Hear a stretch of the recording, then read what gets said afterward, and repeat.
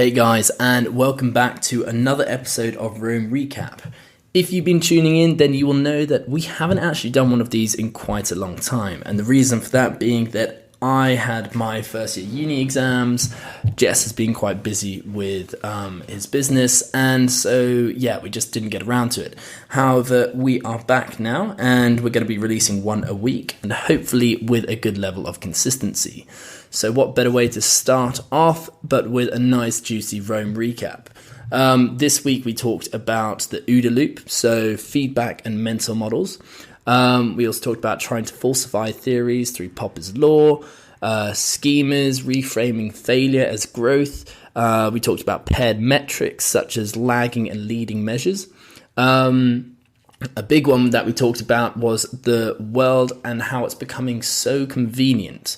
This is especially relevant at the moment with COVID because we're all just sat at home, or we have been sat at home, and everything has been coming to us. So whether that's your weekly shop, your Amazon, everything, we don't actually have to get up off the couch. So that's particularly interesting. And we also touched on following interests and being resourceful, as well as learning how to learn. So if any of those interest you, then do give it a listen and make sure you follow us or subscribe, or whatever button is underneath this actual audio file. And I hope you enjoy, and stay tuned for more podcasts coming soon.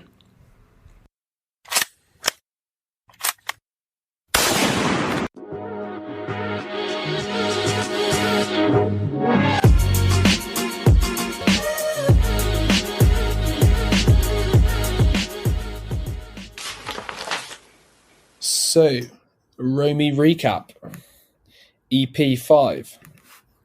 Ep.5. Yes, this is it. Yeah. So, I can't even remember what we were talking about in our last Rome recap. I think a lot. I think goals, I put up the B2B. Yeah, I think I put up the post on Instagram earlier, and the little snippet I was listening to was talking about levels of analysis, categories. Sorry, and it was like what is a cat? There's multiple levels you could describe a cat at, whether it's the genetic level or the sort of behavioral level.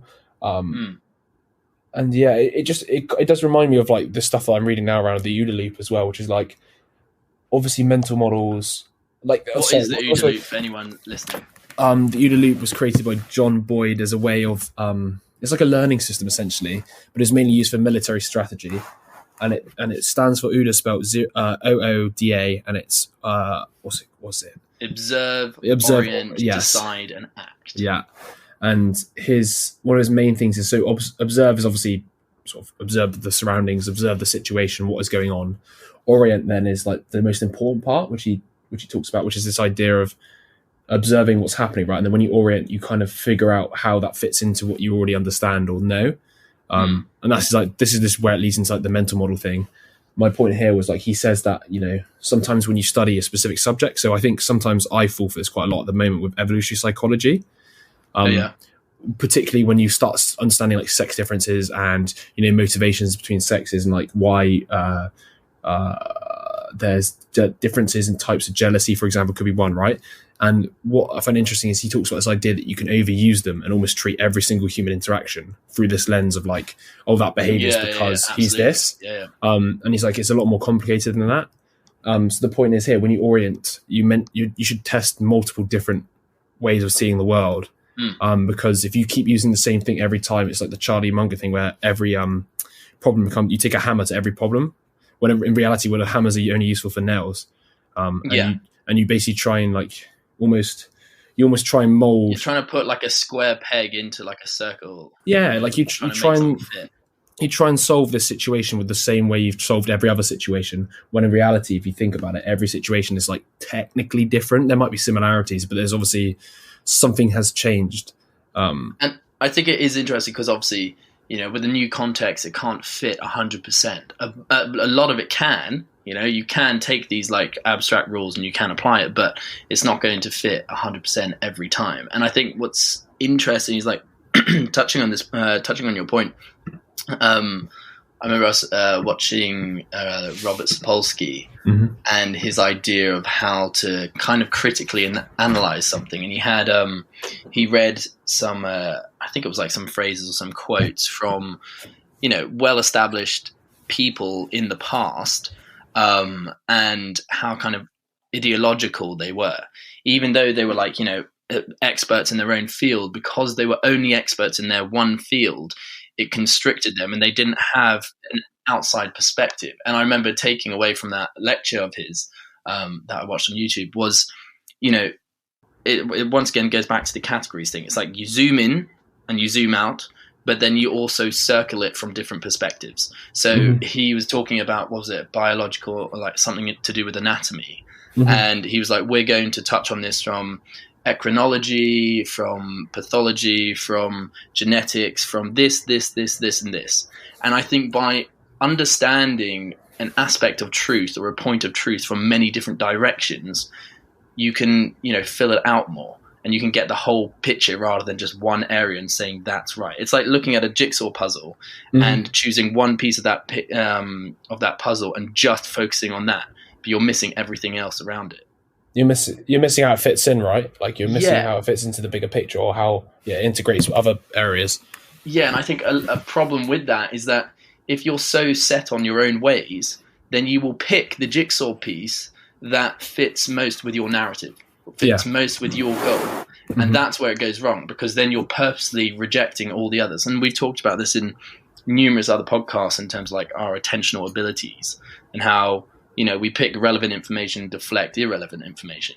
And that's once again happening with this. It's like, it's very easy to deflect all the other jigsaw pieces and pick the only one that like confirms your approach or your goal.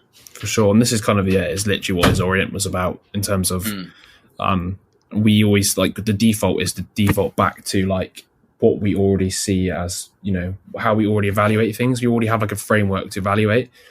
And like this, I just see it again and again and again. It's like you should read widely around the same phenomena or subject, because the more ways you have of looking at things, the more solutions or the more ways of understanding something you have. Therefore, you can solve issues around that subject in different ways, all of which, they're all like partially true, but at the same time not true, if you kind of get me, because they have different angles of truth. Like exactly. And I think that's it's really interesting, because a lot of what we've been reading recently in terms of The Master and His Emissary and 12 Rules for Life, all of them are kind of saying the same thing in terms of like chaos and order, left and right hemisphere.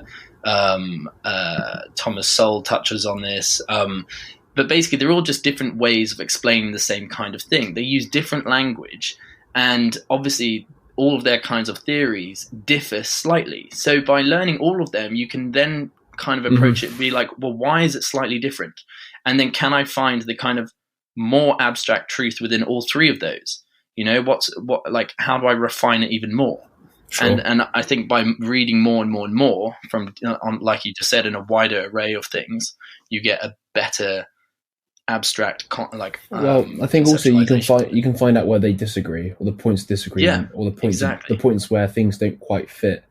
And like anomalies are also like the best information for like refining a theory, because if everything fits in, then there's nothing left to improve with it, and that's kind of not what you want.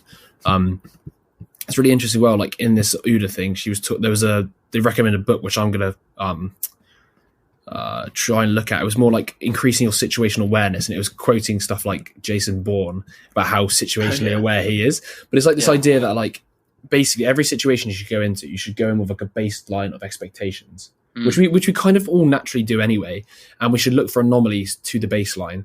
So like the point was, for example, like human behavior, if you can see somebody who's visibly anxious in a room, you should start being very aware of them, because there's some reason, like, for example, it could be somebody who's like a terrorist. I mean, that's obviously worst case scenario, right?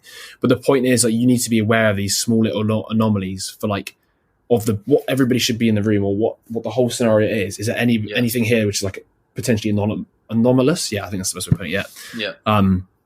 Which is quite interesting. I liked it. But it applies to more just than situational awareness. It should be always like, this is the classic like Popper science philosophy thing, which is like always look for the falsification. So, and also is really interesting why Yeah, but it's also really interesting because it's like the classic black swan problem, which is like, no matter what you know to be true, if one bit of evidence that comes out against it could make the whole thing wrong. So like all swans are white that we've seen, and we have a sample size of 10 million.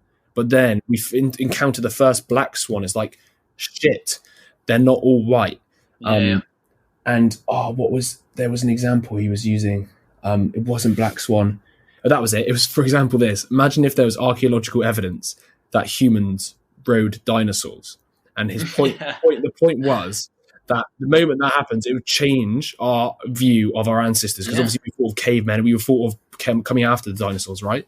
So the whole point is that this would change everything we already knew. And that's why science is always a process of like falsifying what was already believed and then building something new from it. And this is back to this like idea of chaos and order. And we're talking really abstractly here. And sometimes I listen back to us and think, is anybody going to understand this?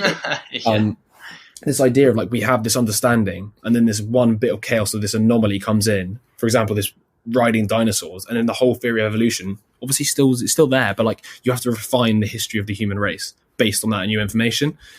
And that's what we're always doing. And like, what I think is more interesting is that like that is how the brain's been built. If you look at like the constructivist sort of account of human knowledge structures and development from Piaget, like there's the two different types, which is the assimilation and accommodation. And assimilation is where stuff fits into the already understood knowledge structure. And then there's the accommodation, which is where you have to completely change that sort of you like completely adapt that old thing. So like it's back to like what I say to you, where you have your beliefs and they get built on like this core idea or this core thing, and things get attached to this core idea, such as like, I don't know. I mean, you could use evolution as one. Everybody, or not everybody, but a lot of people use evolution as that very core of like understanding the world. But then there could be something that comes out that completely discredits that, and then the whole branch of knowledge just disappears. And this is why you have to always remain skeptical, because no matter what, like for example, even with the leeches and all this medical practice we used to have, that was built on a branch of knowledge which was just found to be completely obsolete, and you just chop it off and then you start again. No, but it is right. I think you have to have the approach of like, it's moderation. It's being adaptable, but also bringing in things from the past. And I was listening to Jordan Peterson earlier on, and he was talking about Jung and how basically his approach was similar to Freud's, but he basically went through kind of historical accounts and saw how like it popped up, almost basically like society is cyclical and things pop up over time. And he was talking about the Lion King and how the job of like a wise ruler is to integrate teachings from the past into the current context, into the present moment, because you bring these things forward, and then you're like, okay, well, how does that apply to this current context? How can I make the most of it? And that kind of piece of truth gathers more and more kind of substance over time. It's applied to more events, more circumstances, and then it's able to be like, it's got more depth. And I was to touch on your point about if suddenly something comes about, if we suddenly learn a piece of information that changes, is almost like a paradigm shift, and it cuts away the roots of our knowledge structure. I was thinking about this because, bear with me on this. I think you have to look at it as any loss is a gain, as in like things have to go wrong for you to know that it's wrong so that you can put it right. Right? It's like, how many people have been wrong over the years? We used to think that the world was flat. We used to think that, the world was the center of the universe. And all these things are paradigm shifts. But it's growth in the amount of loss should be seen as growth almost, because you build it up, and then you suddenly come across something that's like, well, it cuts away all of that. But you wouldn't have got to that point unless you had built all that up in the first place. So it's like having a positive attitude and a positive approach to this kind of, reframing of your mind, reframing of like what, how you see the world. And that in itself is growth, I think. Okay. Well, growth is basically essentially replacing what was originally there with something new, potentially. Yeah. Because it's very easy to like be pessimistic and be like, fuck, all of my knowledge structure has just been cut away. A prime example of that would be like identity changes throughout the course of life as well. If you don't look back at yourself and think, fuck me, I was weird when I was younger, or oh wow, I'm a lot different to how I was in my 20s, or I was a lot different now to how I was in my teens. That's interesting, because I actually also do think that sometimes when you meet people who haven't changed over loads and loads of years, you kind of look at them and just think, what the fuck have you been doing? Yeah, exactly. I mean, their core character stays the same, don't get me wrong. But like, if you haven't, I don't know, developed new interests, or maybe just partially changed, you're not adapting then in my head. Because if you're still going through the same behavioural routine. Well, this is it. Are you just staying in your comfort zone?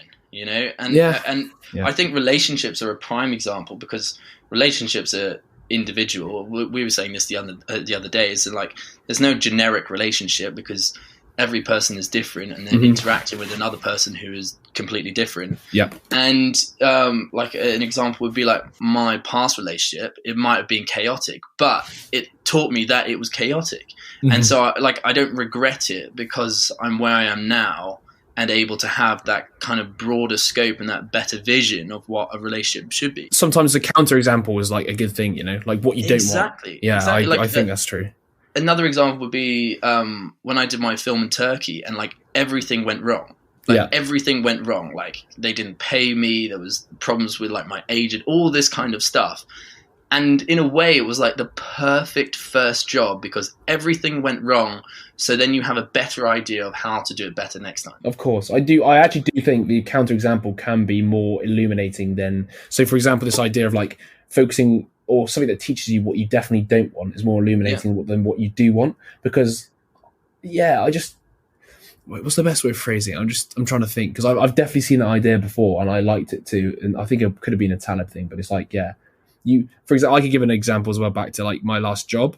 It was the perfect example of how not to be a boss and how not to run a company, to the point where everything I do is actually kind of guided by that. I kind of look at it and go, right, I want to be the opposite to what I experienced. And that's a good guide point, if that makes any sense. So, exactly. And I think a lot of it, Jordan Peterson says this, where it's like, if you know everything, or if everything is working, then you don't need to change at all, because you're going through life and you're navigating it perfectly and everything just works out. But that's not life. That's not how life normally works. Things always fuck up, because you have these basic set of rules, and sometimes they don't apply to the context, and so things go awry. I think also this is back to that sort of like, because Peterson talks about it a lot, and this reminds me back to this OODA loop, and it's like observing and always, or in fact, the point he makes is always be observing, always be orientating. So always be like, looking to adapt, like we're saying, like adjust to this new environment that you're consistently going through. And like Peterson talks about it as well. He's like, one of the key things you can do as a person is pay attention. Like always be paying attention to things, because if you're not paying attention, then you are going to be blindsided by something that's going to come up and surprise you, because you're not paying attention to the change. So like, if something is, I think his main point was like, with this order and chaos, like if something doesn't quite fit into the order, or something doesn't quite make sense to you, pay attention to it. If something doesn't seem right, definitely pay attention to it, because it's revealing of something to come.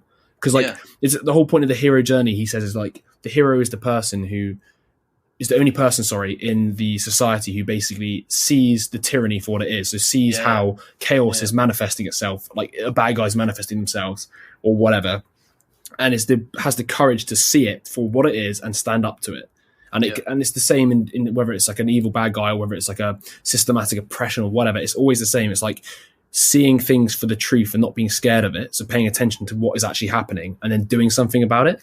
And it's the Peterson point of like, what's it, the dragon, like the dragon in the room, or the elephant in the room, could be said, like, you let problems build up and manifest without paying attention to them and dealing with them. And the more you like hide your problems. So I feel like a really common example could be, and I used to do this a lot at uni, I still do it occasionally. If I spend a lot of money, I will avoid looking at my bank account.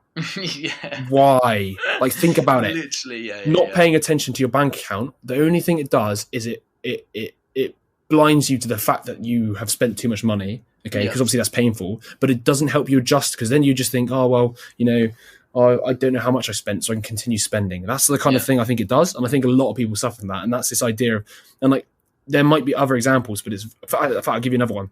I didn't before yesterday or the day before listen to too many of our podcasts. And obviously I said to you earlier, like, oh, wow, I've realized that, I speak quite quick in them.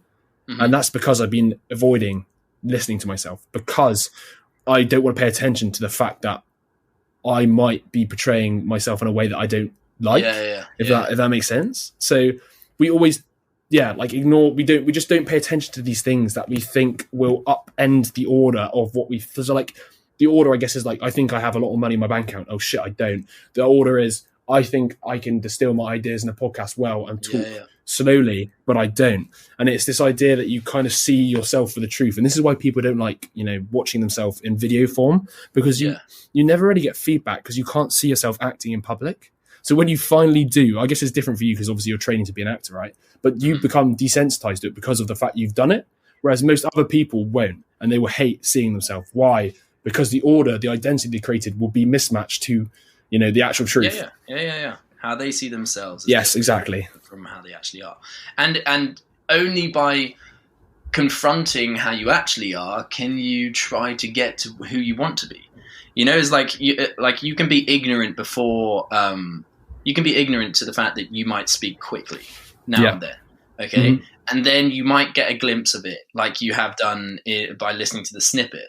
And then the only way to go to approach that is by, I don't know, actively trying to speak slower or, doing something like that. But by pushing it aside, then, like you just said, sweeping it under the rug, it only gets bigger and bigger and bigger. And then it manifests in different ways. And the more you try to suppress it, it will manifest in different ways. Even if it doesn't have anything to do with your speech being quick, it seeps into other problems. And also, on a side note as well, if you think about this sort of like, how do you ever learn anything, or how do you ever improve, or how do you ever go from like where you want to be, from where you are now, to where you want to be? And that's only by looking at the mismatch between what you want and where you are, if you kind of get me. That's the only way. Like, you can only learn how to improve in something, for example, by playing sport. You learn how to, if you hit a tennis shot that's out, that you've hit it out. Therefore, you now know you're going to have to do something about it to change it. Whereas if you're not even aware, because at least with like tennis and games, because there's strict rules, like in tennis, if it's in or out. Yeah. Therefore, it's very easy to get the feedback. So this is one of the things I think that's really people struggle with in just day-to-day life. The rules aren't that strict. Yeah, or like in the sense that like what's good and what's bad isn't that strict, especially if it's subjective. It's not even strict, but it's like they're hard to know. Yeah, so how do you know what is the good rule to navigate life with? Yeah. It's like that's why games, and that's why I think like the attraction of video games is because it's all set out. It's like you know what the rules are, but in life, everything's so complex that like we were just talking about. Well, and also the game's feedback's immediate. Exactly. But it's kind of it's structured. It's like how we talk about AI. It's like programming AI in itself is like it's oriented in a certain direction. It will be looking for something in that direction. It's like the same thing goes for games and stuff like that. It's like it's structured. Whereas life, like we were just talking about before, you have to have the ability to adapt, but also have a loose structure. Sure. And it's like I've been thinking about this recently, as in like the self-awareness of what growth kind of means or improvement is like so impactful. The idea that like it's because growth in itself sounds like such an abstract concept. It's like, oh, you just grow, you become better at something. But I think only through experiencing and then being aware that you have improved. Like I can go upstairs and make an omelette for, I don't know, the 100th time I've made one, and I suddenly am really better. But unless I'm aware that I've improved, then how do you know? Okay, right. And an interesting philosophical way of thinking about it is, how do you know if you've improved unless you've got a benchmark or a comparison point? Have to go into it. But you need a comparison point. Yeah, exactly. Do you kind of get me? Like, what's a good omelette? Okay, how it tastes, how it looks. This is back to the levels of analysis. Yeah. And I think what's interesting as well is a lot of society has been developed as a way of answering these comparison status hierarchy sort of questions. Like in the sense of like, what's a good omelette? You will have people who are experts to try and tell you what a good omelette is, but there's also many facets to it. But like, my main point here is this idea that like, okay, universities exist for education, but also to rank people. And like, it's almost like a clear way of comparing people, almost in a weird way. I I'm trying to think where I was going with that, because I was thinking about this idea of like the growth. But the growth has to come from like comparing you from where you were, right? But there has to be something Yeah. you're measuring from where you were to where you are now, if you're going to get me. Like, so like the omelette example could be, beforehand you could barely cook an omelette, now you can cook it. But that's only stage one, and then there's like more subtlety as you move up that like level of like complex, like, or the omelette now has, you know, cheese in it or something, you know.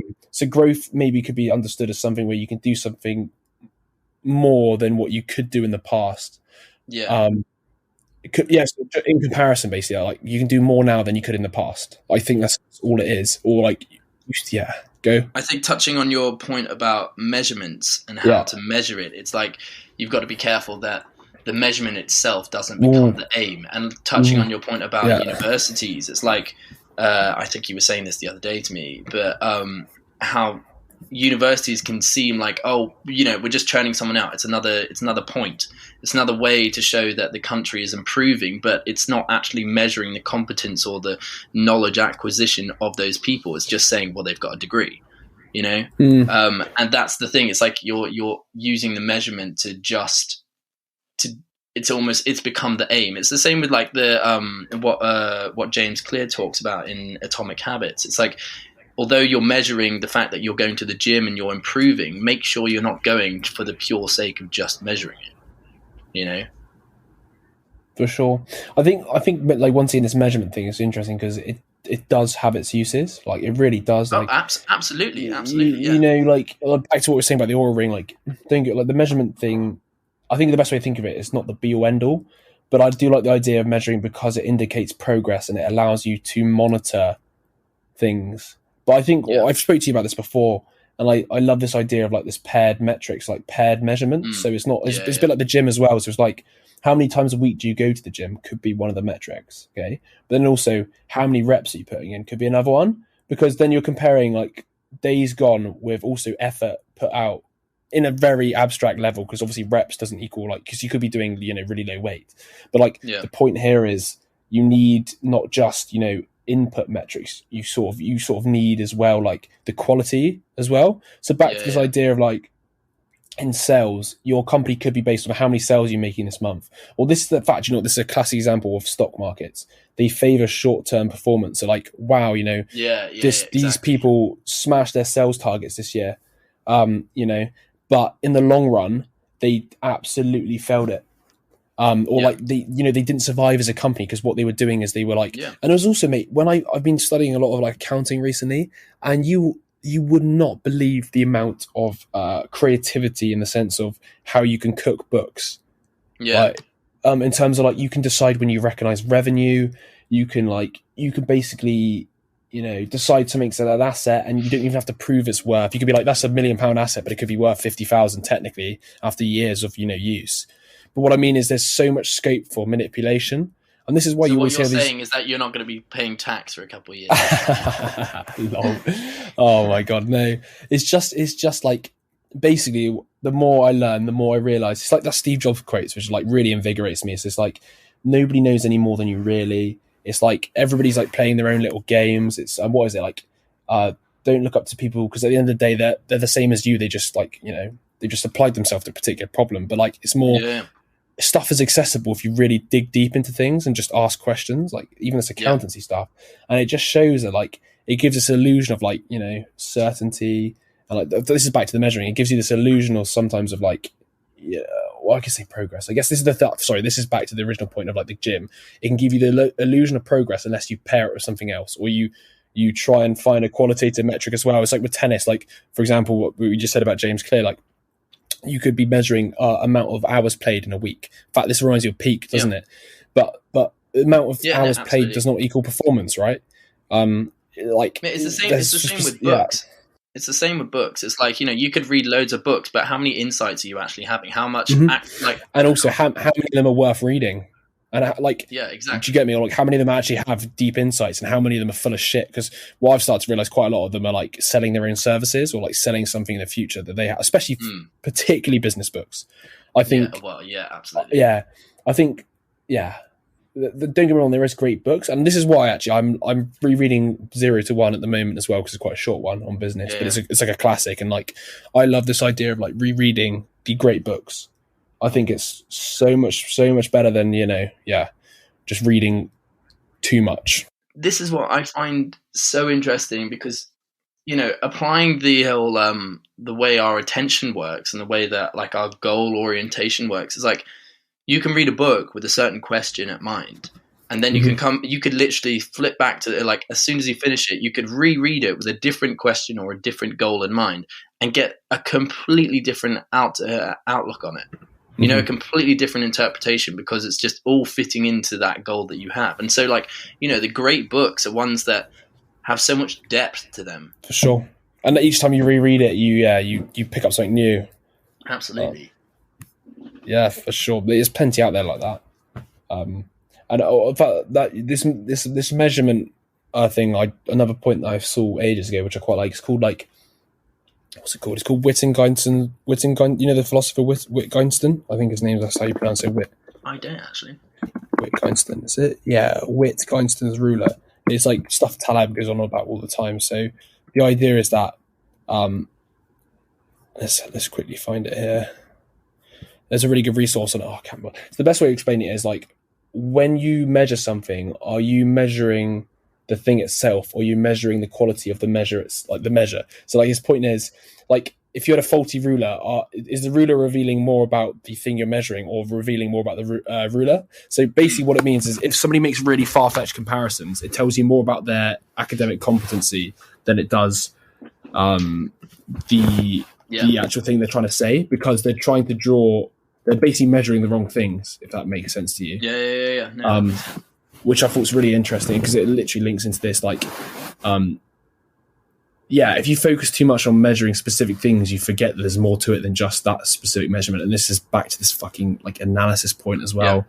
But yeah, I've been trying to figure out or sort of think about it quite a lot at the moment. Well, I remember us having a conversation about it a couple of weeks ago, and it makes a lot of sense. Like, if you're going to measure something, you can only measure that one thing that you're trying to measure at that one point, which means that like, if I'm trying to measure revenue, I'm not measuring something else. So to get a full understanding of it, you have to use many measures to understand. And it's exactly what we were talking about before, is like using different kind of approaching the same topic from many different other subjects, from the genetics, from the endocrinology, from the pathology, all those kinds of things. It's the same. It's a measure at the end of the day. I think the main point as well is like, the more variables involved, the harder it is to measure something, or like to be accurate. But this is like back to this like chaos theory as well. It's like, because think about it, it's a bit like what you're just saying there. Like, the endocrinology like only leads to like I think endocrinology is hormones, right? If you're understanding it from that level, how does that interlink with the next step of reactions across the rest of your body? And it's so complicated. Like, as you move up, it gets more and more complex, and the more variables there are, the more hard it is to get your head around. But it's interesting, because we can only ever talk about one thing at once. Yeah, true. It's like it's when I'm talking about endocrinology now, I'm not talking about pathology, any other. Yeah. And so it's interesting to try and like, especially touching on your point about like business. It's like so many times people just express a certainty of one measure, but you don't realize how easy it is. Like, that is giving some illusion of like certainty about the whole thing, when realistically it's only talking about a tiny proportion of it. Yeah, and it's only like and also another thing which I think is quite interesting, the idea of like lagging and leading indicators. So like, what's that? It's like the result you get now, it could be from years before of working. So like, I'm pretty sure, I don't want to butcher this. Let me just quickly get up my roam. Lagging lead. Okay, lagging lead measures. So let me just double check. I think it's something to do with like the time it takes. So, okay, yeah. So like a leading indicator is something that, like, the small step now which leads to like the big changes. So for example, like a lagging indicator would be sales. But a leading indicator would be the amount of times you're on the phone calling people to get the sale. So what I mean is the leading indicator is like the habits which lead to the result. So the point is, if we measure just sales, you forget that sales don't happen by themselves. You forget that it's the habits or the things, the metric. So, in fact, another good example would be the gym. So the lagging indicator would be benching 80 kg, and the leading would be how many times you go to the gym this week. In the sense that, like, we see the lagging measure, which is like the sales report, but the sales report was built on the small little actions which led to the sales. So then, could you argue that things that are advertised these days are the lagging measure? People advertise their success, but they don't show how much they put in. You sell results, don't you? Which is a lagging measure. Because nobody wants to be sold on like hard work. You like but work it's hard. Interesting that, isn't it? It's like you're not sold on the effort. You're not sold on like if you actually put in the work, you'll get this. It's just about the end result. It's just about the product, not the process. Well, that's because if you think about A and B and motivation, you're motivated by the end result, right? It's just people have different strategies to like. This is back to this idea of A B, because like B is the end result, and then what happens is you've got this end result you want, okay, and then you go around searching for like ways to get there, and then there's all these people just peddling you shit, saying, "Oh, this will get you there. This will get you there. This will get you there. This protein shake's going to get you there." And obviously, you're blindsided by the fact that you really want that result. They find your B and they try and fit in their product to the process. Almost. Yeah, and like you do have to realize that like if something is too easy or quick, it's probably not possible, or it's probably not. It just also, once again, like this is such a classic. I said to you earlier about like it depends. It's the same again. If you're like 16 stone or something and you're really short and so you're really fat, basically, your A to get to B is a lot more dramatic than somebody who's already pretty ripped to get to B. Therefore, peddling the same solution, the 6 weeks to get, 6-pack abs, is the most ridiculous thing I've ever heard, because if somebody's like, seriously obese, that's not possible. But I think people do, to be honest, people do understand that. They're not that dumb. But at the same time, it's like, this is a good point. I read recently the book Invent a Wonder. So it's like the writings of Jeff Bezos.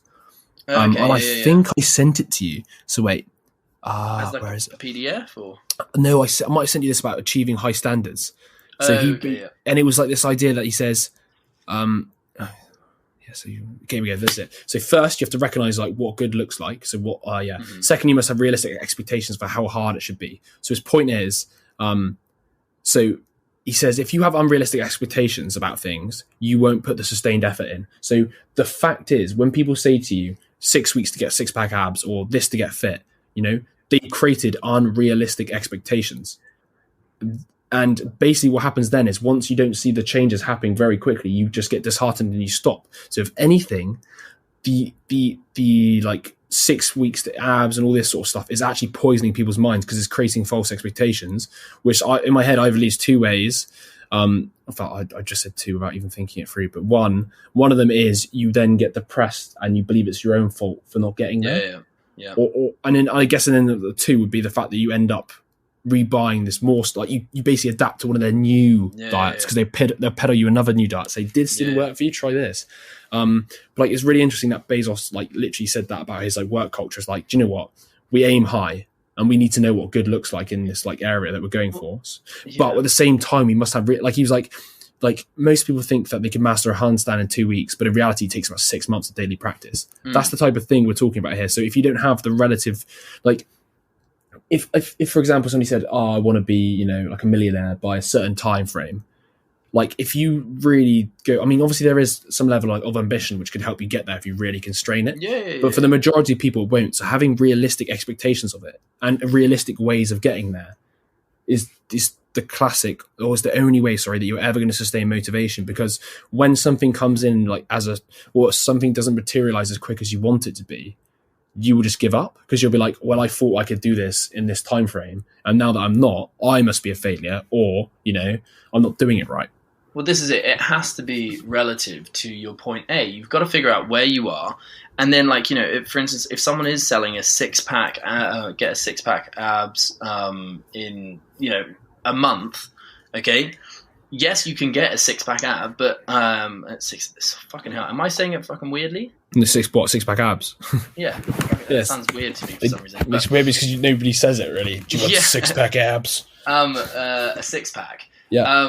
Then it's like that is a legit goal, but you've got to give your own time frame because you're different, you're individual, and your approach will be slightly different. And it's probably, first of all, it's not going to take you just a month, because what if you're 150 kilos? You're going to be, it's going to be a completely different time frame than if you're already, 70 kilos and 6 foot. It's all dependent on you. It's all got to be relative, like you said. Otherwise, you just can't, and then you start blaming yourself, and it's. Yeah, I guess. I guess this is interesting. Like, if you think about what the role of a coach is, it's very much like figuring out where you are, what your goals are. Like, if you kind of get me, anybody who coaches you in anything is very much like a helper of formulating where you're at, where you need to go, what drills you need to do. Like in their job sport, is to understand your context. I just wonder if you could be your own coach. That's my thoughts on specific. In fact, you know what? Depends on the domains. I think what it is, coaching is just articulating what you want. But this is almost like why people go to therapy. It's just articulation of like yourself. I think, relating it to peak, I remember us talking about coaching in regard to like a coach's job. First of all, like I just said, is to understand your context, but it's also to focus on the little things that you might not be seeing. To focus on, like, with their knowledge, they'll look at you and then they'll compare and then they can help you. But also, it's you've also got to be your own coach. Because once again, it's like we talk about this in terms of like, well, holding a tennis racket. If it's not comfortable for you, and it's the way that your coach is telling you to hold it, then there's probably going to be like disparity there. You've got to follow your own individual like path as well as taking on other rules. Well, you're the best understanding of your and also like Jordan Peterson's main point, and also like if you just live life long enough, you kind of get it that your goals will change. So, you know really what you want in this current state, and know where you're going. In fact, some people don't even know where they're going. Yeah. So by mistake, but like only you really can do that hard work of formulating it and figuring it out. So yeah. Trying to think. I mean, that probably. What else have you got? I was going to ask you, what's the most interesting thing you've learned this week? This week, well, I'm quite set on this idea at the moment of. I don't know. I've spoken to you about this a bit, but this idea of the world becoming more and more personalized, and us therefore losing, therefore us almost going back into comfort more and more. We're not going out of our comfort zone because everything is coming to us. Everything is coming to our comfort zone. So could we argue you might be using the wrong term then? I see personalized differently, or personalization is different. Because for me, personalization or customization is the ability to personalize services to yourself. Whereas I feel like you're thinking more like this increase in convenience, like reduction of effort maybe would be a better way of putting it. Like because let's go with convenience. Because I do think personalization, in the sense of like the rise of like or what people can customize, services to you, is not necessarily the worst thing it can be if it's overdone. But I think this idea of convenience is the bad thing, which is like how close you are away from like you're a click of a button away from getting your food delivered, which I think is your main point, right? Yeah, no, I agree. And you're like a click of a button away from getting your dopamine hit in the sense of like sense of Instagram. And I think it distorts our idea of effort. It's like what used to be considered effort is now considered really hard. And I was speaking to Will about this because he was like, he was supposed to be coming around to mine, I don't know, 2 weeks ago or something. Yeah. And we were talking about all playing COD. And he spoke to me, he was like, for a split second there, I was genuinely just going to be like, fuck, it's so much easier if we just all play COD and I don't have to trek across London because I can't be asked. But the fact that I'm giving up, a tangible experience for something virtual is ridiculous just because something seems like more effort. And I think what's going to happen is we're all very much in our bubble at the moment, especially with COVID going on. We don't really cook that much because delivery is so easy. Like, delivery must have soared during this whole time. Tech, Amazon, like, what's the point of going out to a retailer if, you know, you can just get Amazon to deliver? Yeah, mate. Well, we've already seen the repercussions of that. Have you seen like Boohoo? I'm sorry, Boohoo's like Top Man, Top Shop, H&M's on bus. Exactly. So I think what's going to seem like what used to be just a bit of effort is now going to be a lot of effort. And it's of course, the new standards have been set. The new standards have been set, and I do believe that, like, you know, there is a level of, like, we all are naturally lazy. Like, for example, we don't want to expend like, it would make sense from a survival sense that we wouldn't want to expend the effort cognitively or physically to get the result. For example, like, you know, we use energy sparingly in the sense of, like, obviously in hunter-gatherer times, we'd have to expend the energy to hunt and catch prey, etc., cook, whatever, you know. The fact you can now go to the supermarket and grab the food you want. I mean, to be honest, look at it. You've already seen the amount of people who are obese. Like, I don't even know the most recent statistics, but it's pretty obvious that, like, when things come easy, people use and abuse it because it's very hard to defeat our biology. Well, this is it. But the problem is that, and this was said in one of Jordan Peterson's podcast of Jung that I was listening to today. He was talking about, like, first of all, you need to go out. You need to experience new environments because new environments hold potential and growth. You can't grow from just doing the same stuff over and over again.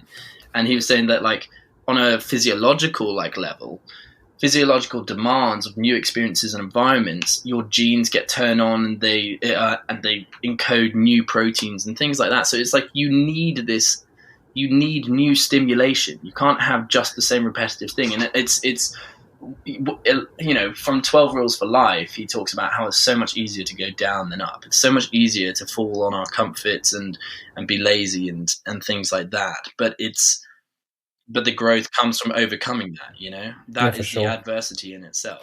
Well, back to this, like, meaning can only come from, like, not, like, you can only find meaning in something by, you know, not following your impulse in that exact moment, because the meaning is derived from the ability to stop yourself from doing something, in my head. And that's kind of the point there, isn't it? Like, I don't know, if everything's too easy, you know, what's worth doing? I don't know. Like, if once you hit, this is kind of like Maslow. I don't believe in Maslow's hierarchy and needs too much. I think they're too simplistic because it doesn't talk about, like, the need to go up the dominance hierarchy or the need to show off, because I think that is ingrained into people. But, like, once these basic needs like survival are done, you know, what's left?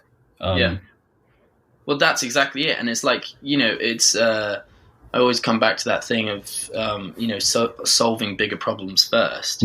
All of our big problems have been solved, and now people are trying to solve our smaller and smaller problems. So it's like, and there was, like, a really good thing that Jordan said when he was interviewing Douglas Murray, and it was like, we've almost been deprived of deprivation in itself. Yeah, I like that. That's a good quote. I love that. It's so true. It's like, you know, all of our problems are being solved, so it's like, what's there for us to do now?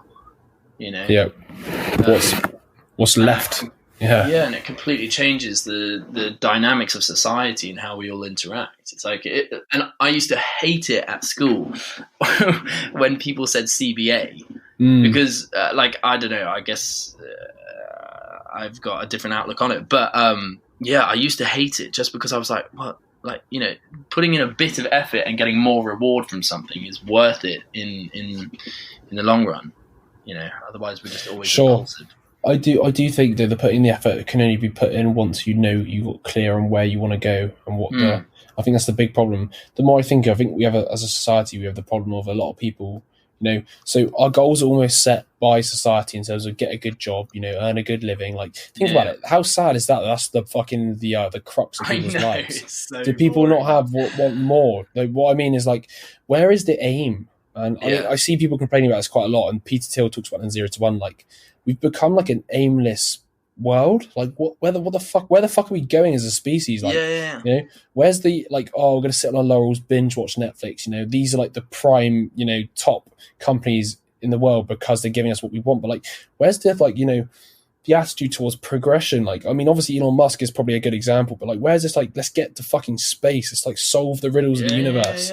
And you know, we'd much rather watch a fucking stupid soap opera or something at home. Like, where is the, you know, the spirit? Like, where is like, I don't know. It's a different outlook on life, I think. But absolutely, and I think going back to what we were talking about in terms of like, you know, someone providing you the result, someone providing you, oh, this is how you can get a six-pack. They're providing you with the goals. You're not actually coming up with a goal yourself. You're just being provided with it. You're being provided with the fact that, you know, you should get a job, get a family, get a house, get a mortgage, you know, all of those kinds of things. And it's just constantly being provided, and you're not actually stopping and being like, what do I actually want? And the thing is, I think with this whole, like, you know, convenience constantly occurring, and pushing us more and more and more to our comforts, we're becoming more and more impulsive, and we're not actually stepping outside or thinking about things.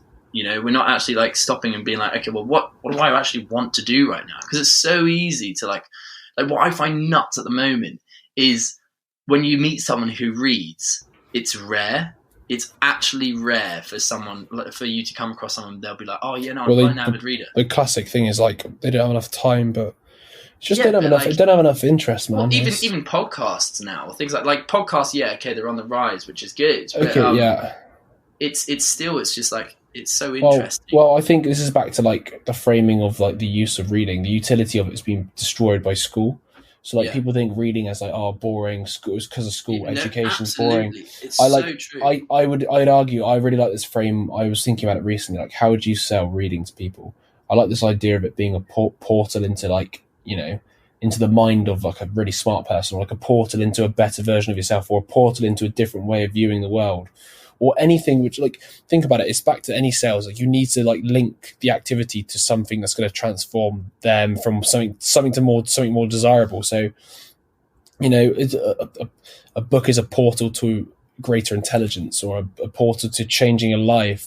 And it can be like, one book could change your life, man. Like, plenty of books have changed mine. Like, and you know, and think about like some books that are literally a sum up of someone's whole life. Yeah, whole life work. Like, what was the Master and Zen story? It took him 20 years to write that. It's like, fuck, you're reading something that someone put 20 years of effort in. Yeah, to distill the key, you know, ideas or what they think. But like, even then, it's still not right. But what it is it gives you like a good place to sort of then to see the world through. Like, it's, you know, and then what I love about the books is you grab the ideas and then you test them out for yourself. It's just like, and then you the whole reading evolutionary psychology has completely changed the way I see people and like behavior, and like, you know, in fact, also the way I see the economy, man. Like the way I see why do luxury products exist. Why do you see everything? Yeah, it's like everything is a new lens that you then have that information to apply to. Mm-hmm. And I think like I think it's also being resourceful. Like I've gotten better now, but training the skill to be resourceful and think on how I can come up. And I'm quite in awe of you. You've always been someone that like can find papers or books or things like that like very well. Like, you know, and you send them, and Liam, he also sends me loads of stuff. Yeah. But I think, you know, the way to sell it, or a way to sell it, is to be like, what do you care about? And then to think that you can improve that by finding it in a book. But most of the time, it doesn't even cross your mind. It wouldn't have crossed my mind previous to our, like, kind of when we started reading. I wouldn't have thought, fuck, I could read a book on that. I just wouldn't have even thought of that. And it's so interesting, like, resourcefulness. Like, you know, you've got, when people are like, well, how do I cook this? And it's like, just go on YouTube. You know, that in itself is being resourceful. I was literally about to say to you, like, one of my pet peeves, and I sometimes do it to you, and it doesn't actually annoy me that much, don't worry, but if you ask me a question, I'll just be like, Google it. I'm like, don't fucking, like, to be fair, do you know what, fair enough, because if I had the answer, right, it's fair, I could give it to you. And sometimes I like, and I don't mind if somebody asks me a question as long as I know the answer, but when I don't know, I'm just like, look, just Google it, and it'll take you, like, you know, within reason. I think some things obviously are better to learn through Google than others. Like, I think, like you said, for example, cooking, YouTube's much better, obviously. Yeah. But like, there's so many things. Like, I don't know, you want to get better at anything, you just Google it. Like, and in the process, it improves your skill of being resourceful and thinking outside the box. 100%. Like, I know, but also when you Google it, right, don't just read one blog. Go through all of them, triangulate, try and figure out, like, the best way, or I don't know, like another thing, be more specific with your problem. Like, don't be like, oh, how to cook a nice meal. Be like, how to cook a nice Italian meal, or anything which is, the more specific you get, the better is, like, the more likely you are to find your answer, right? Yeah. And it's just not hard, really. I have to say though, there is some things that like you can't Google unless you have like prerequisite knowledge. Like, I remember when I first used to Google like how to like I don't know, build a website, and that you need other knowledge, but like you only get it by doing it though. So just do it. And it's funny that in a way that in itself is a skill, as in like going on Google and like sifting through different websites. It is, man. But this is kind of like what separates the wheat from the chaff in this like information economy. It's like, who can, just fucking show the onus to like, Google it and figure it out. Because the thing is, there's so many tech companies that are creating these easy solutions for people to now like understand how to build a website. Think about Shopify, think about WordPress. It used to be a barrier, but now it's not, as long as you take the time to apply yourself to, like, for example, right, to learn the code to code a website from start to finish and to actually do it would take a lot of time, years, I'm probably going to guess. Or you can learn the basics of how to use the interface of WordPress and learn how to make a website in 2 weeks, probably, I would say. Yeah. And you could probably master the whole building a website in WordPress using maybe Elementor, for example, which is my personal favorite, and understand how to do domain hosting and setting up, which I know how to do now, which probably would take me about a month to figure out. And then I could sell that service to other people who don't know it. But like, there's so many things you could just, and also it's like combining all this stuff. And I learned that you can do it yourself. You just fucking Google it. It just pisses me off. So many people will be very quick to be like, I don't know how to do it. I'd be like, well, have you tried? But I find it interesting because it's something that just doesn't cross your mind until someone was like, well, Google it. And it's like, fuck yeah, that's so obvious. Yeah, exactly. It's actually like like I used to be terrible at being resourceful. I'm a bit better now, but it's just weird how you, and once again, like what we would talk about previous to this podcast, as in like, the way you see an object and you're just stuck in the way that you see its utility. Mm-hmm. You can't think of like a glass being a paperweight because you only see it as a glass that can fill water, can be filled with liquid. Yeah. And it's so interesting that we do the same things with like, we think in such ingrained ways. Narrow ways. We can't think of a different way to a different solution. Yeah, yeah. I mean, back to your point about the books, man, like the fact you could just pick up a book and you become like you can know a lot about a specific, like 20 years of research worth into like the brain and stuff, Yeah. It's but once there is like a prerequisite to it again, you have to be interested in it. And how would you get interested in it? It has to offer some sort of tangible benefit to you, or at least like another classic one I hear a lot is like, I don't like reading. It's like, well, it's probably because you haven't read the stuff that you're interested in. Exactly. And then also like, then you'd be interested in what you read, in what you're interested in. Don't get me wrong, man. If somebody's illiterate, I'm not going to say fucking try reading, like Jesus. Yeah. Learn how to read first, but still, like, it's mental. It's just like, I know. There's just, whenever you use an excuse, you just have to ask yourself why you're using it. Yeah. Because what actually is it? Like, oh, I can't read because I don't have enough time. Do you not have enough time? How many hours do you spend watching Netflix? How many hours do you spend doing this? And then, oh, I don't like reading. Okay, you don't like it. Why don't you like it? Okay, because you're not interested in what you're reading, funny enough. Or you've got a bad past experience of reading, maybe. Or maybe you read too slow. Okay, right, alternative, videos, podcasts, etc. There's alternatives. There's like multiple media forms of everything. I don't know, it's just, people just love excuses, mate. It makes them feel better. Mate, yeah, absolutely.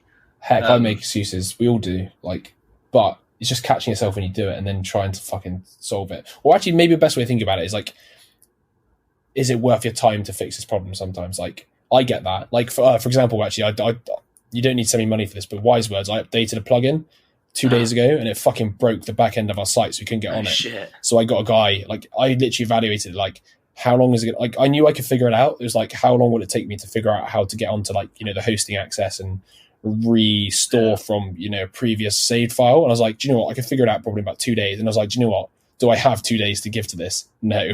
So I just paid some $5 to do it. Do you get me? It was only like 10 quid, so don't worry about it. Don't send me anything. But like, it's just like, but then also that's another resourceful solution. It's like, I didn't know how to do it, but I know somebody on Fiverr probably will. Yeah. And this is why actually these companies like Fiverr are going to be so good in the future, because they're just like, have a problem, search it in the search directory. Okay, this guy can fix it. He's cheap. He lives, I don't know, somewhere across the globe.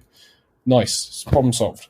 And like, yeah, I do think that's another point, actually. Maybe there is a level of like, you do have to assess whether this is back to the realistic expectations, right? So like, okay, it's going to take you 6 months to get to 6-pack abs. Is it worth it? Do you have the time to like give to it? And if you can't give your full, don't bother.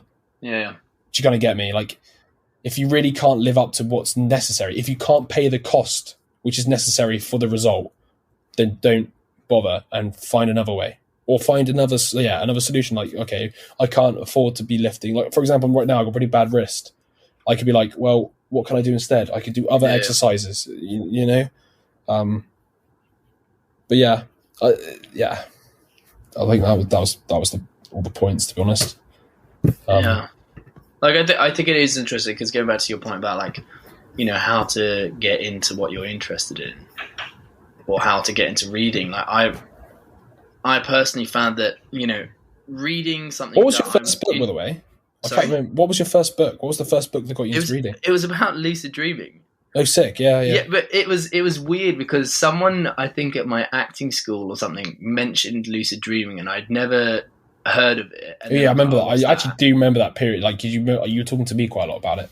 Yeah, mate. Like, it's like crystal clear in the moment that, because what I found was like, okay, I'm interested in that.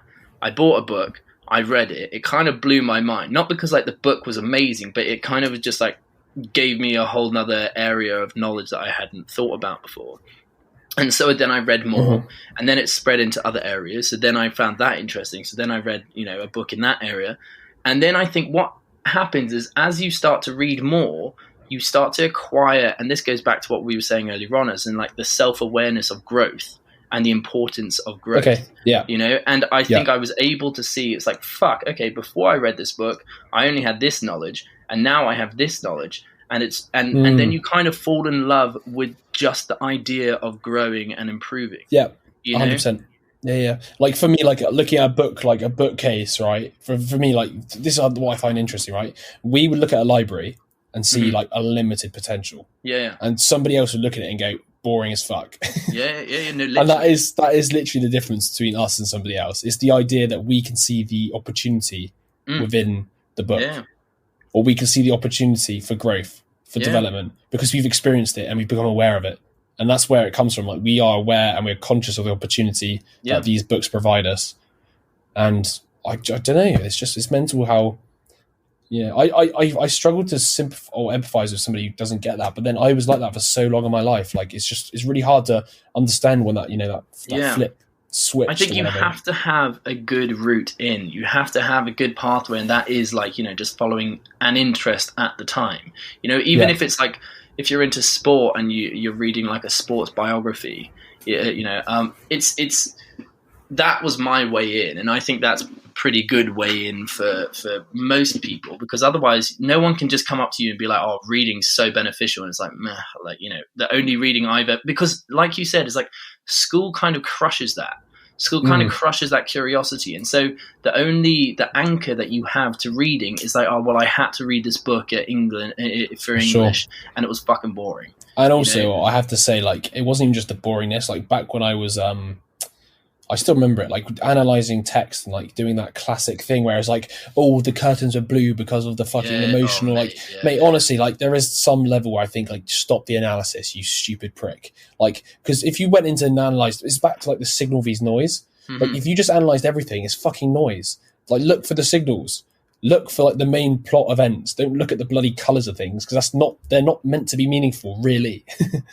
Unless they make it explicit that they were meaningful. And if they haven't, don't tell me it is, you stupid bastard. Yeah, no, literally. Like, I find it so frustrating. Ruined it for me completely. Yeah, like, I got bored of literature because of that exact reason.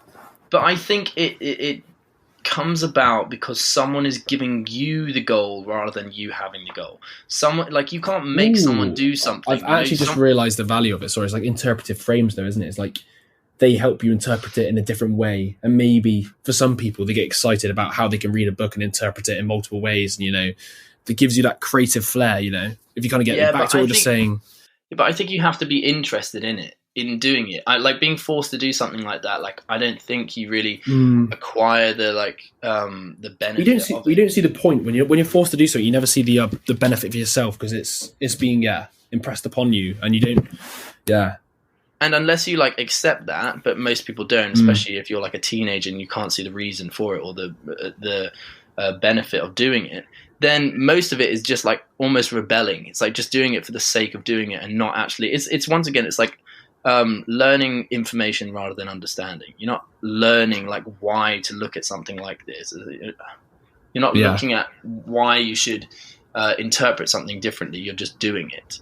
And like, I think it's just crushed at school so much. For sure. No, 100%, mate. I completely agree. But also that's down to teaching. Like, if somebody can... This, like, Feynman's going to be a great teacher, but, like, Sapolsky's quite a good teacher as well, from what I can see.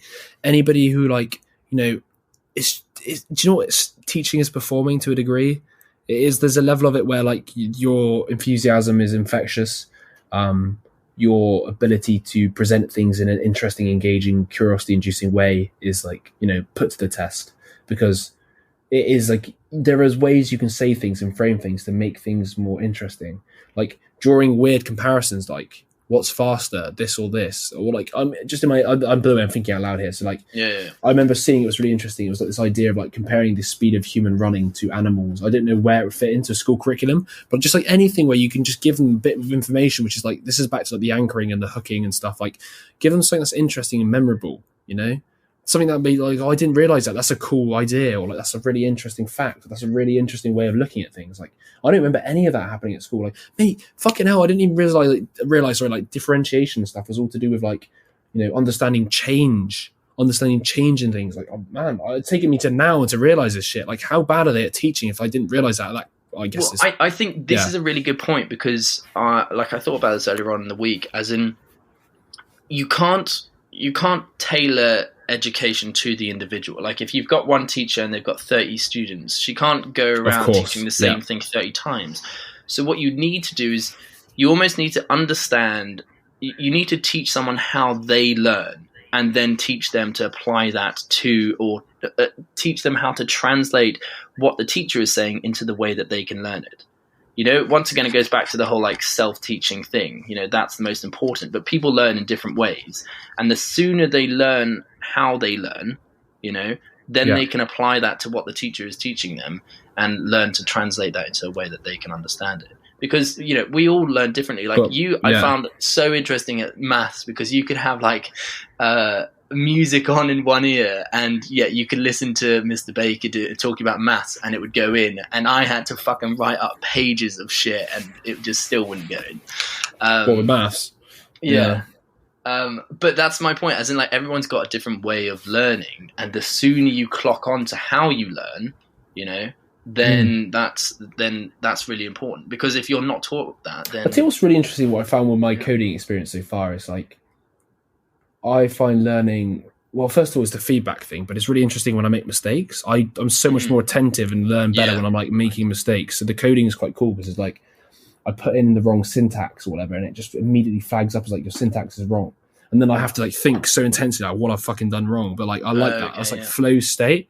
But like when you have a teacher, there's no like, you know, unless they're with you, like watching you. Mate, by the way, I'm actually, in hindsight, I'm convinced that you could probably learn very decent maths with a one-on-one teacher who's very good at what they do in a month. If they were watching you, every time you made a mistake, they'd be like, hang on a second, what are you missing here? Like instant feedback on the maths, or your proofs that you're doing, you know, instant feedback on like, what's going wrong here? I really want to try that Brilliant app, by the way. Properly try the Brilliant app again, like properly do the paid for. Like I'm intrigued to see if I can get the maths better, if I'm like consistently getting, you know, the feedback. Like, because think about it, all you do is you do your homework and then they tell you if you're wrong, but half the time they didn't even explain the fucking like reason why you're wrong, you know. They just be like, you're wrong. I didn't remember one time where they kind of went, this is why you were wrong, really. I know they try to do it occasionally, but you need one-on-ones.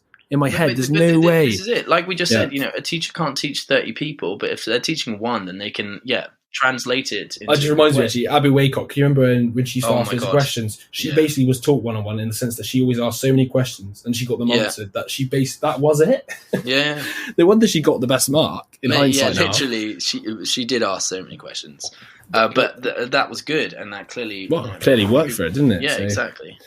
that does make it makes a lot of sense. Hence why in university, or like people are always like, do you have any questions now? It's like, you should be asking questions. If you don't, you're not really learning, because you should be figuring out what you don't know in this situation. Like, this is it. I like to do my work. Like, I'll go through a lecture, and because they're already pre-recorded, I just watch them in my own time, and then I come up with questions, and then you go, nice, cool. That's a really good idea.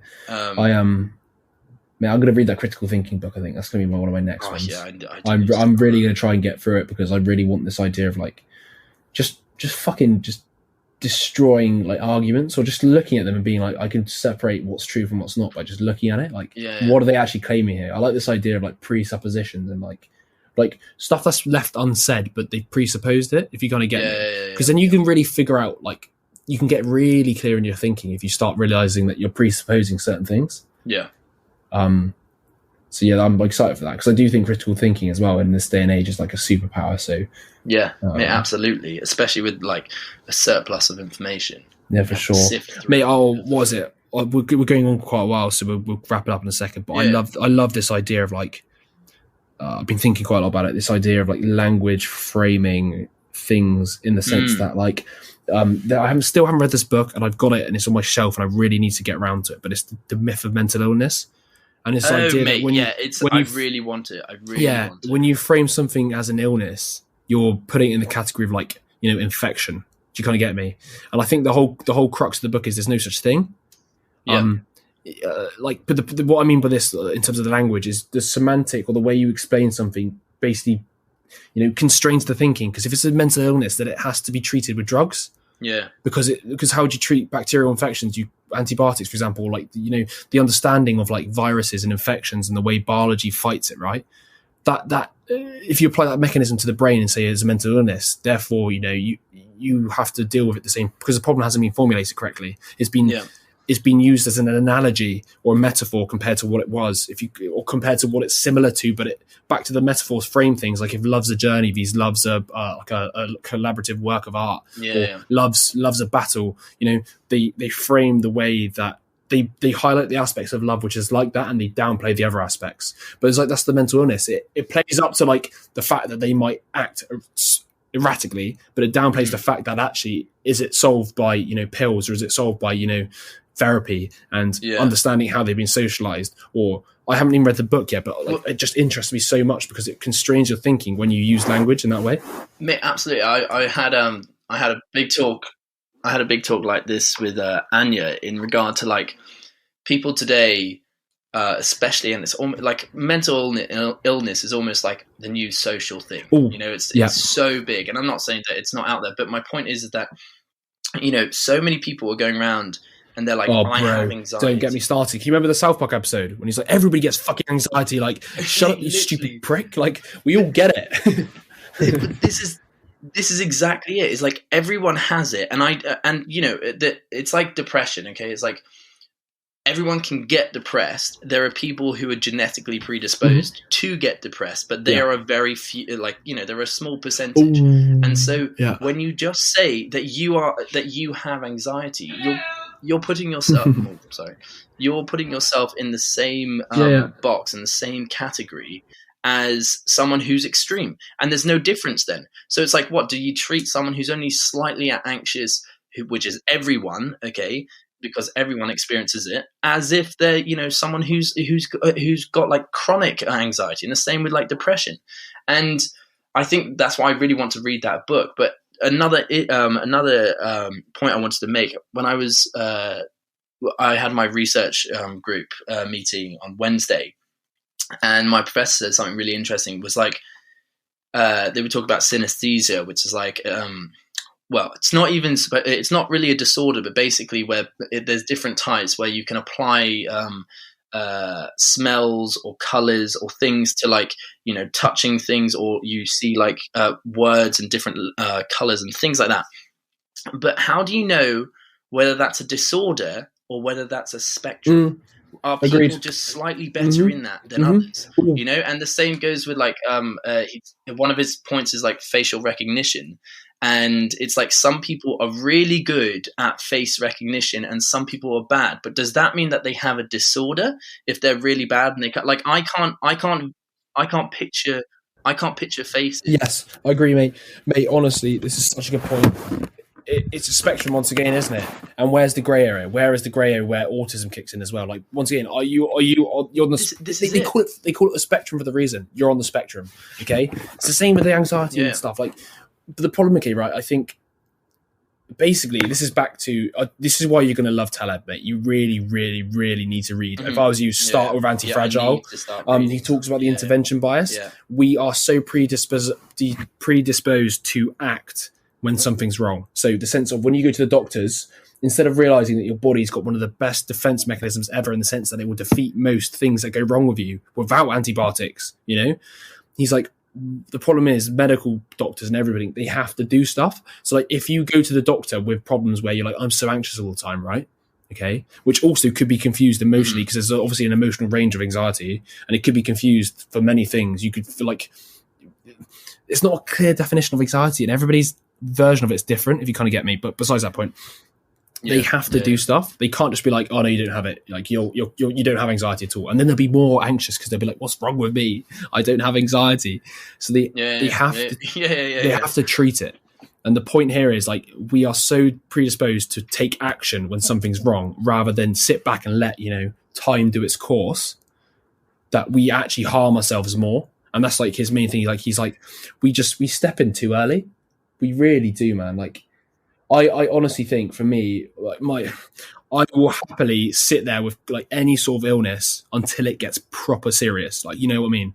I'm not going to go to the doctors when I know I can probably get over this cold in a week. This is not COVID, but I'm talking about any flu, you know, unless I'm like sweating for days or like really ill and I've got symptoms like meningitis or something, then there's no other way than I'm going to the doctors, because I know my body is designed to fight this shit off. But it just takes time. This is what I find so interesting. And weirdly enough, this is kind of opposite of what Jordan Peterson says. So I was listening to one of his lectures or podcasts the other day, and he was saying that people do better or something along those lines when they're diagnosed. But I think the problem is that when you diagnose them, let's say you diagnose them with and it's different.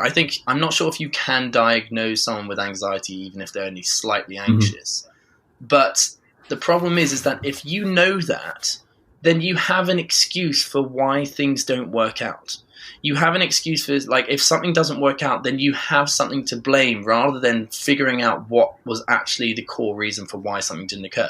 As in, like, you know, you come across a problem and you get anxious about it and you don't go through with it, and then you're like, oh, well, I have anxiety, you know? Or I don't want to go into this new environment because I have anxiety. And I think it almost inhibits you. And also, like, this is back to this interesting idea that once you label, but the labeling as well, mate, once you label it, becomes a self-fulfilling prophecy. Like, once I tell you you've got anxiety, but then you can start brandishing it as a label on yourself. But like, you then incorporate that like behavior into yourself. You become somebody who's prone to anxiety. But isn't the point of being a human being that you're always... If you treat someone like a criminal, they're going to act like a criminal, you know? But also, like, if you think about the Peterson thing, which is like a lot of anxiety is due towards, you know, the chaotic feeling of like not being in control of things, and like, you know, things not going according to plan. Like, it's back to the spectrum. Like, what obviously some people are predisposed to have this anxiety maybe more than others, but at the same time, like, is labeling them with anxiety, then brandishing it, making them more anxious because they think it's, I don't know. Well, like, do you get what I mean? It's like, but like, this is another thing that's really interesting, because it's very taboo to even like voice concerns. It's just what I find so interesting. Why is it so taboo to even just like, you know, talk about this like conversationally? I'm not even like critiquing the fact that people do have anxiety. Of course they do. Don't get me wrong. Like I get it from time to time, and it's usually caused by, if anything, it's caused to sort of sit with yourself and try and think things through, right? But at the same time, we're so quick to jump this gun. But like, also another thing, a good point, is concept creeps. This idea that like it slowly expands to encompass a lot of different things. So like, anxiety, or sort of the origins of it, or sort of maybe depression, have expanded to include more and more cases because it gets misused or just misinterpreted, and it's just so hard to like measure these things, when a lot of it as well is down to subjectivity, like, oh, I've been feeling really down at the moment, you know. But like, people do go through bouts of it, you know. And I just wonder whether, pills are the solution to something. Oh, mate, I don't think so. I think a lot of it is like exposure therapy, first of all, in regard to like anxiety. But I think what's also interesting is that it kind of comes into language and syntax once again, in terms of like, okay, I experienced anxiety with this, or I have anxiety. It's completely different. When you're saying I have something, I have a disorder, it's like you become it, you embody it, right? Yeah, exactly. It's part of your identity now, and it's like, oh, okay, that affects the lens in which that you see the world. Well, then whenever something doesn't go your way, then you have a reason why, like I just said. And I think it's so important for people, and that's why like I hate this kind of social media of like amplifying and exacerbating all of these kind of disorders, because then the people who actually have that disorder are kind of just overlooked now, because it's so saturated with everyone, rather than like having a proper approach to like dealing with like why do I feel anxious, why do I do this? Like whenever I smoke weed, for example, it's like sometimes I get anxious, and I almost love it sometimes, because I go like, well, why do I think this? Like, let me try and think my way through. And it's very hard to try and pinpoint it. It's very hard to try and figure out why. But sometimes when I do, it's like I have this almost revelation moment to be like, fuck, okay. And then I come out the other side. You don't always, but my point is like it's able to be overcome. And if you don't even try and you constantly just back off, well, once again, your bubble is getting smaller and smaller and smaller. You don't want to go out. You don't want to try new things. And in the long run, it just gets worse. Yeah. Personally, that's my opinion on it. No, I think there's definitely grains of truth in it. I just think it's always mental how, like, the frame of the debate, the frame of the conversation, or the way things are presented impacts it more than what it actually is, in the sense of like, absolutely, it's the essence of the person, the fact they're depressed. Like, is it a core characteristics of the person, or are they just experiencing it? That's really, I think that's just the semantics. You just completely change the meaning of it.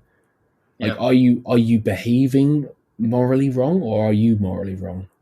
Because, for example, somebody who behaves evilly in that exact moment might not be evil for the majority of their life, but does that make them evil at their core? I'm intrigued by it.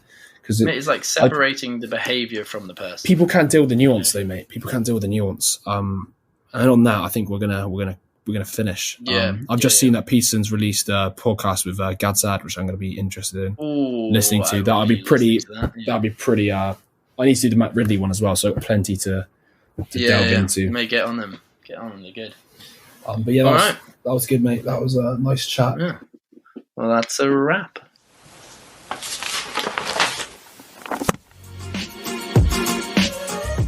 Well, hopefully that piqued your curiosity, guys. After all, that's why we're here. If you'd like to know more about this book, head on over to our website, wisewords.blog. And if you have a particular book in mind you think we should review, send us a DM to our Instagram at wisewordsblog. Until next time, guys, have a good one.